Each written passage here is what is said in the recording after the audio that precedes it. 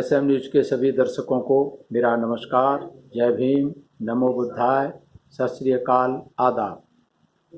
आज मैं लेके आया हूँ आदिवासियों का मसीहा के नाम से जाने जाने वाले, जिन्होंने बनवासी संघ की स्थापना की और भील, गरासिया आदि बनवासी लोगों और खेतिहर लोगों पर सामंतशाही अत्याचार का विरोध किया और उन्हें भीलों को और बनवासियों को एकजुट किया, उनके साथ संघर्ष किया। जी हाँ, जिनका नाम है मोतीलाल तेजावत। मोतीलाल तेजावत जी का जन्म 16 मई 1996 को कोल्यारी गांव, उदयपुर, राजस्थान में हुआ था। आप झाडोल के राव साहब के यहाँ नौकरी करते थे, लेकिन उन्होंने आदिवासियों पर हो रहे अत्याचारों को बहुत निकट से देखा। जमींदारों द्वारा इनकी पकी फसल को काट लेना, इनसे बेगार करवाना, दुधारू पशु को घर से उठा ले जाना और छोटी छोटी बातों पर कोड़ों से इनकी पिटाई करवाना। इस तरीके के अन्याय अत्याचार कोई बाहर के लोग नहीं, भारत के लोग ही, जमींदार लोग इन पर अत्याचार करते थे। इन पर अत्याचार करते थे तो इनका मन बहुत विचलित हो उठा और उन्होंने नौकरी छोड़कर, झाडोल के राव के यहाँ नौकरी करते थे, वो नौकरी छोड़कर उन्होंने वनवासियों को जागृत करने का अभियान छेड़ दिया, आंदोलन छेड़ दिया। इससे पहले 1917 में भीलों और गरसियों ने मिलकर इन जमींदारों की दमनकारी नीति और बेगार के खिलाफ महाराणा को पत्र लिखा था। वहां से कोई परिणाम नहीं निकला। इंतजार करने के बाद भीलों ने दोबारा महाराणा को पत्र लिखा, शिकायत की अपने खिलाफ अन्याय अत्याचारों की, लेकिन जो अहिंसात्मक प्रोग्राम जो थे उनका कोई परिणाम नहीं निकला। जब कोई परिणाम नहीं निकला तो फिर भीलों ने बेगार देना और लगान देना बंद कर दिया। धीरे धीरे ये आंदोलन गति पकड़ने लगा। मोतीलाल जी के नेतृत्व में, और जिसका नाम एक ही आंदोलन के नाम से प्रसिद्ध हो गया। मोतीलाल तेजावत जी भीलों के गांव में जाकर उनको समझाने लगे, और ये आंदोलन कोई एक आध गांव का नहीं, ये आंदोलन धीरे धीरे आसपास के इलाके भोबट, अलसीगढ़, पांडोली, कपासन, उपरला, निचला गिरवा, डूंगरपुर, दाता, पालनपुर, ईडर, सिरोही, बांसवाड़ा और विजयनगर, इन सभी क्षेत्रों में जोर पकड़ने लगा। मोतीलाल तेजावत जी इनके नेतृत्वकारी थे, नेतृत्व कर रहे थे, क्योंकि इन्होंने इस उत्पीड़न को बहुत नज़दीक से देखा था।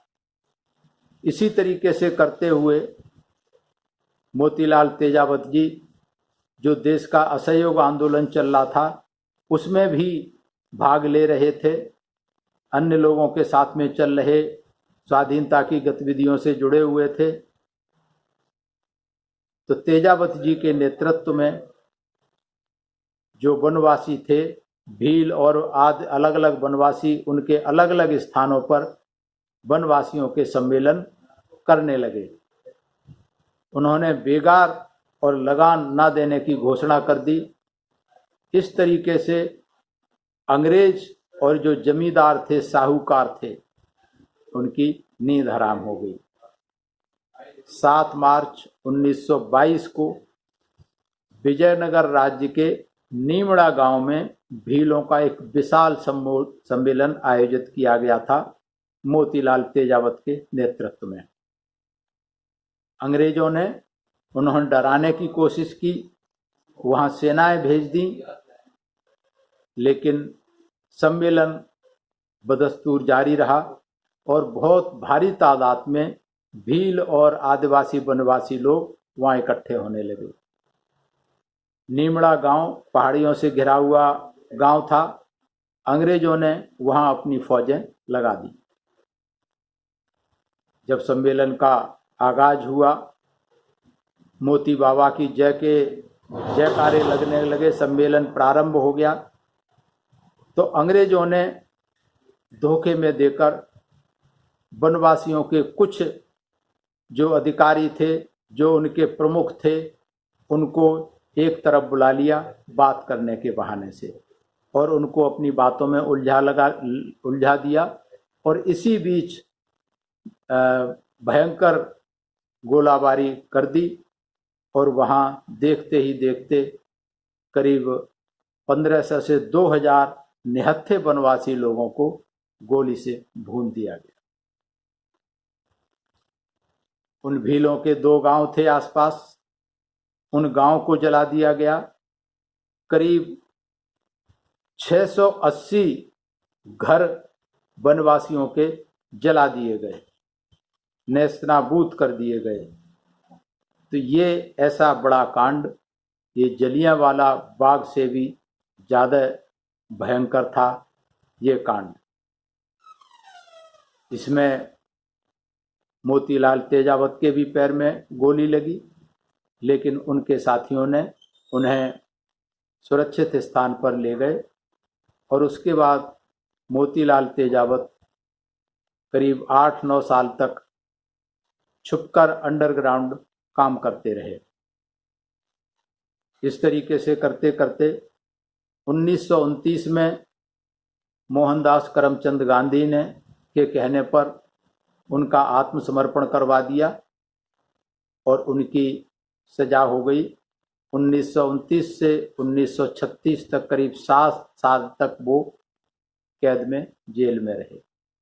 वहाँ से छूटने के बाद फिर उन्होंने आदिवासियों का आंदोलन शुरू किया और आदिवासियों के आंदोलन के शुरू दोबारा करने के कारण फिर उनको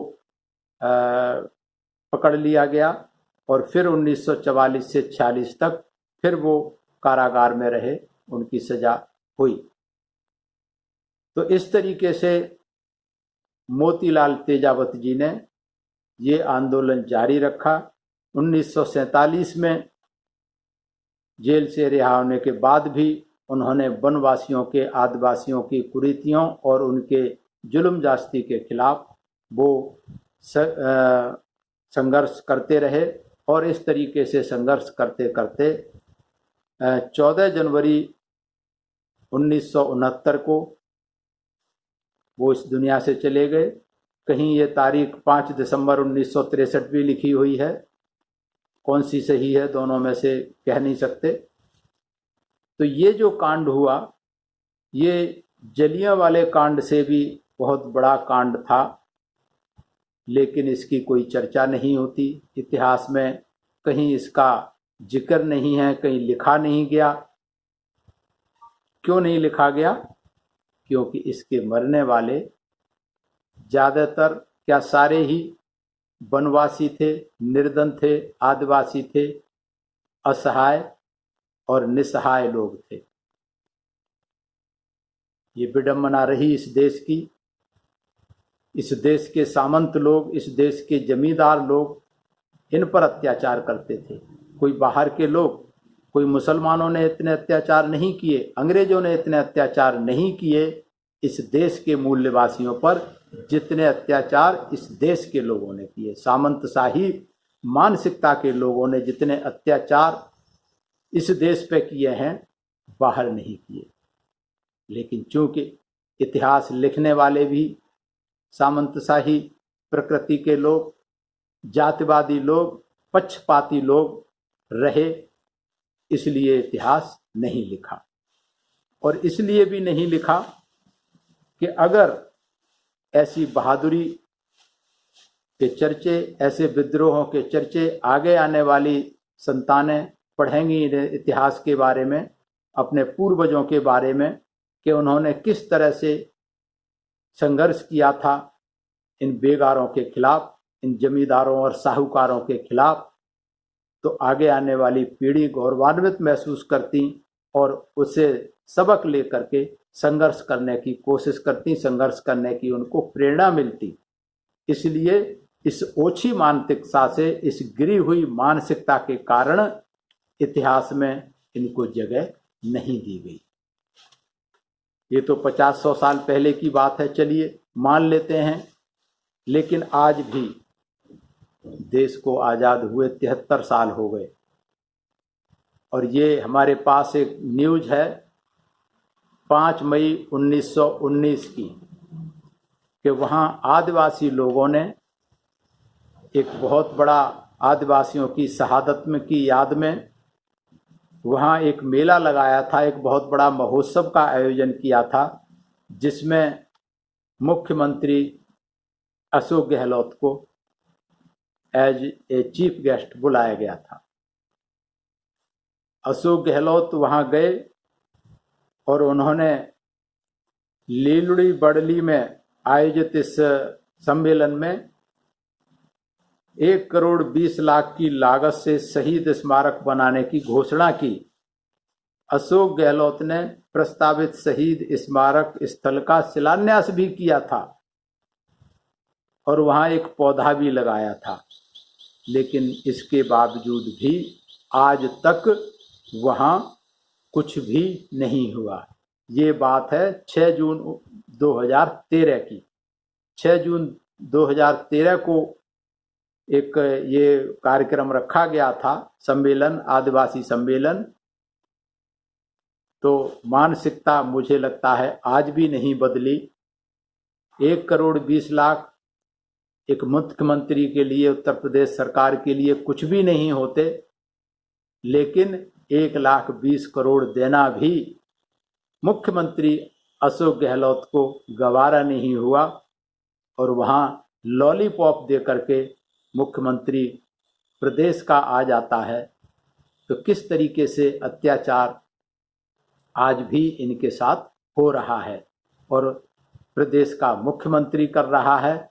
इनको थोड़ी बहुत शर्म होनी चाहिए कि इनके पूर्वजों ने इतिहास में इनका नाम नहीं लिखा, लेकिन ये छोटा सा शिलान्यास 1 करोड़ 20 लाख रुपए भी देना गवारा नहीं समझा। तो ये मानसिकता है आज के जो सामंतशाही हमारे राजनीतिज्ञ हैं, हमारे मुख्यमंत्री, प्रधानमंत्री, हमारे जो ब्यूरोक्रेट IAS IPS, इन सभी की ये मानसिकता है, जिसको सामंतशाही मानसिकता बोलते हैं। उन्हें अच्छा लगता है कि जब गरीब आदमी, बहुजन समाज के लोग भूखों मरते हैं या कोरोना की महामारी जैसे सड़क पर पैदल चलते चलते मरते हैं, इनको अच्छा लगता है। इसीलिए सरकारें इनकी बेहतरी के लिए कुछ नहीं करना चाहती। तो फिर ये तो बहुजन समाज के जागरूक लोगों को सोचना होगा, समझना होगा, इस चीज पर चिंतन मनन करना होगा कि जो सामंतशाही प्रवृत्ति के लोग हैं उन्होंने हमारा भला कभी नहीं चाहा। ये इतिहास इस बात का गवाह है और आज भी नहीं चाह रहे। ये भी आजकल हालात से आप सब लोग देख रहे हैं, परिचित हैं। तो फिर बहुजन समाज के SC ST OBC और माइनॉरिटी के लोगों की ये नैतिक जिम्मेदारी बनती है कि समय रहते हुए सोचें, चिंतन मनन करें कि अगर इसी तरीके से चलता रहा, आज के हालात जो देश में चल रहे हैं, लोकतंत्र खतरे में है, संविधान खतरे में है, इस देश का बहुजन समाज खतरे में है, मुस्लिम समाज खतरे में है, दलित समाज, पिछड़ा समाज, सभी खतरे में है। तो हमें चिंतन मनन करना चाहिए, समय रहते हुए अपनी राजनीतिक ताकत को, अपनी राजनीतिक पार्टी को पहचानें और समय रहते हुए इस सामंतशाही व्यवस्था को, सामंतशाही तंत्र को उखाड़ करके फेंकें। लोकतंत्र में बहुजन समाज के 85% वोट हैं और 15% वोट वाले आपसे राज कर रहे हैं और आपके ही वोट से, क्योंकि सबसे ज़्यादा गुमराह ओबीसी है, पिछड़ा वर्ग है। पिछड़े वर्ग ने नारा दिया था पिछली बार कि नून रोटी खाएंगे, मोदी को जिताएंगे। तो उन मजदूरों का, उन गरीबों का, उन पिछड़ों का नून रोटी भी छीन लिया है। कोरोना के आपके माध्यम से देखा है कि नून रोटी क्या, पानी तक भी नहीं मिला और तड़पते प्यासे और भूखे मर गए कितने सैकड़ों लोग। तो इसलिए मेरा बहुजन समाज के सभी घटकों से ये निवेदन है कि समय रहते हुए जागरूक करें अपने समाज को, खुद जागरूक हों और राजनीतिक पहल के तहत अपनी सत्ता लेने के लिए हमें मुहिम चलानी चाहिए। इसके अलावा कोई चारा नहीं है, अन्यथा आगे आने वाली पीढ़ियां गुलामी के गर्त में चली जाएंगी, दुनिया की कोई ताकत रोक नहीं पाएगी। मैं धन्यवाद करता हूं एसएम न्यूज़ का, जो ये सीरीज शुरू की है। जिस इतिहास को मिटा दिया गया, दबा दिया गया, उस इतिहास को ढूंढ ढूंढ करके लाकर जन जन तक पहुंचाने का काम कर रहे हैं। और मैं धन्यवाद करता हूं सभी दर्शकों का जो एसएम न्यूज़ की इस सीरीज को पसंद कर रहे हैं, लाइक कर रहे हैं और कमेंट्स के द्वारा हमारी हौसला अफजाई कर रहे हैं। मेरा सभी को प्रणाम, सभी को नमस्कार, जय भीम। अगर आपने अभी तक हमारा चैनल सब्सक्राइब नहीं किया है तो सब्सक्राइब करें और घंटी का बटन बिल्कुल भी दबाना ना भूलें ताकि सभी लेटेस्ट खबरें पहुंच सकें आप पे सबसे पहले।